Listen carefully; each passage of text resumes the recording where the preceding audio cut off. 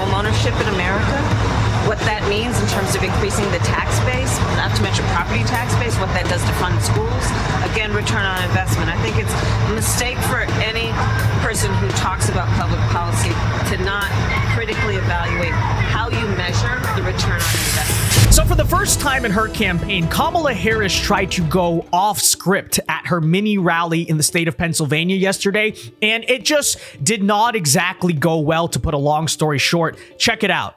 And that's what our election is about. Our election is about understanding the importance of this beautiful country of ours in terms of what we stand for around the globe as a democracy. As a democracy, we know there's a duality to the nature of democracy. On the one hand, incredible strength when it is intact. What it does for its people to protect and defend their rights, their liberty, and their freedom. Incredibly strong and incredibly fragile. Folks, if you enjoy the content, be sure to hit that like button and subscribe. But, I mean, first of all, nice event setup you guys have here. And nice crowd. You know, all this talk about Kamala Harris drawing the biggest crowds in history. This is bigger than 2008 Obama. Oh, really? Where are all the people? Are they all at the DNC? Is that why, you know, you have a certain cast of people, I guess, that show up to your events, and so they're all in Chicago right now, so they can't show. I'm just saying, but no, in all seriousness, this is why they won't let Kamala Harris go off script, right? Because what? What does that even mean? What exactly is she saying? I have no idea. So I think it's probably good for her campaign that nobody really saw this because everyone's focused on the DNC. But after this event, wow, guys, you're going to be really shocked. Kamala Harris actually took a question from the media. Wow. Okay, this is a very big development. And by the way, no, that does not count as a Kamala Harris finally doing an interview because this is not sit down, okay? Taking one question from a reporter in the street after your event does not count, but this reporter tried to ask Kamala about her very radical economic plan. And as I'm sure you've heard so far, she's trying to run on this economic platform that sounds kind of populist, but when you dig into it is really far left, right? She wants to institute price controls on groceries, which is a terrible idea. That's a great way to bankrupt the entire grocery store industry and become like Venezuela. Like, unironically, right? We always talk, oh, conservatives, Venezuela. No, but that's literally true. That is indeed what would happen. And she also wants to give out $25,000 to every first-time home buyer. And this reporter asked her a very simple question. Where are you going to get the money to do that? How are you going to pay for it? And take a listen to Kamala Harris's response. You unveiled your economic policies last week. Yeah. Can you explain how you're going to pay for those? And can you give us a sense of what other policies you want to unveil going forward? Sure. Well, I mean, you just look at it in terms of what we are talking about, for example, around children and the child tax credit and extending the EITC. That is, it's at $6,000 for the first year of a child's life. The return on that investment in terms of what that will do and what it will pay for will be tremendous. We've seen it when we did it in the first year of our administration. We reduced child poverty by over 50%. So that's a lot of the work. And then what we're doing in terms of the tax credits, we know that there's a great return on that investment. And when we increase home ownership in America, what that means in terms of increasing the tax base, not to mention property tax base, what that does to fund schools, again, return on investment. I think it's a mistake for any person who talks about public policy to not critically evaluate how you measure the return on investment. When you are strengthening neighborhoods, strengthening communities, and in particular the economy of those communities, and investing in a broad-based economy, everybody benefits, and it pays for itself. It'll pay for itself. Where's my evidence of that? Well, here's a big word salad about how if more people are paying property tax, somehow that's going to give money back to the federal government, even though property tax is a state and county thing.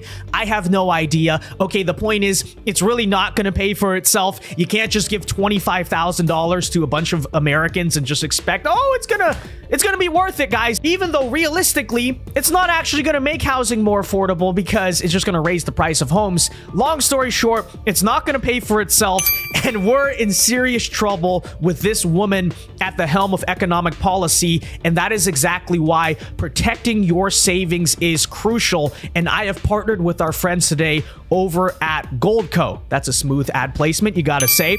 And in all seriousness, they will help protect you and diversify your retirement with gold and silver IRAs, which could shield you from inflation and dollar devaluation. Goldco makes it easy to roll over your 401k or IRA tax and penalty free. The process is quick and painless with their white glove treatment and expert guidance, and they also offer the direct purchase of gold and silver if you prefer to take that route. Rated A+ by the Better Business Bureau, Goldco has over 6,000 5-star reviews, plus you can get up to $10,000 in free silver when you open an account, and who doesn't want that? I personally trust Goldco for my gold and silver purchases, so take action. Defend your freedom, your privacy, and your future by going now to vincegold.com. Again, that is vincegold.com. Protect your future, and remember, this is not financial advice. Always invest wisely. But yeah, getting back into the video here, folks, I think there is a reason that they don't want to put Kamala Harris in front of the camera unscripted.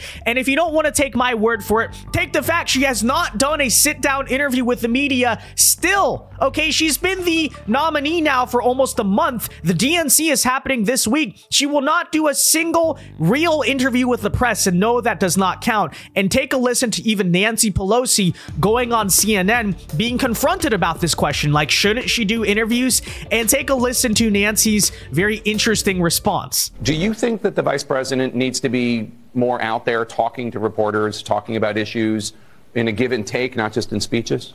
I think she should say what I just said in that sentence. She should be herself. She should be ready.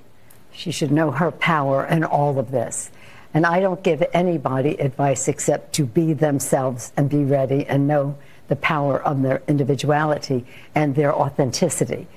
What does that even mean? You don't give anyone advice? Clearly you did when you gave advice, more like force Joe Biden out of the race. No, what Nancy Pelosi is saying here is she perfectly understands why Kamala Harris will not go in front of the camera, will not do interviews, because she can't do it. Okay, you put the woman off script. She's like, what, you think you just fell out of a coconut tree? You see those moments time and time again, and perhaps this is why yesterday at the DNC, we also got the news that she has backed out. She is refusing to do the September 4th Fox News debate against Donald Trump. Of course, this is after a 2-week span where she was saying, Donald Trump won't debate me anytime, any place. He's scared to debate. Well, Donald Trump announced this yesterday on Truth Social, and this is not surprising. It goes, Comrade Kamala Harris has just informed us that she will not do the Fox News debate on September 4th. I am not surprised by this development because I feel that she knows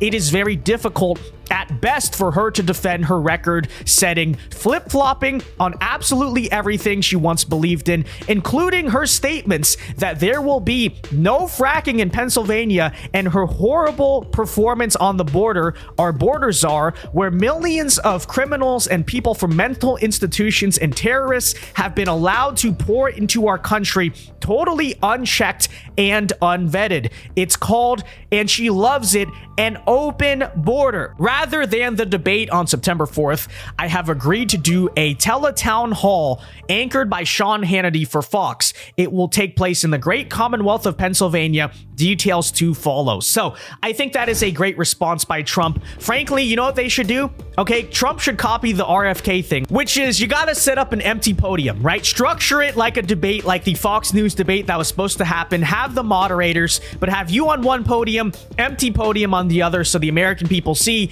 hey, look, you know, Donald Trump obviously is the only one willing to show up to the debate. Kamala Harris is scared. And again, why is Kamala Harris scared? Why won't she do interviews? Because that's what she sounds like off script. So, you know, very interesting, very telling. That said, folks, let me know your thoughts on all of this in the comment section down below. Be sure to leave a like on the video, subscribe if you are new, and check out our friends over at vincegold.com. And until next time, God bless and peace.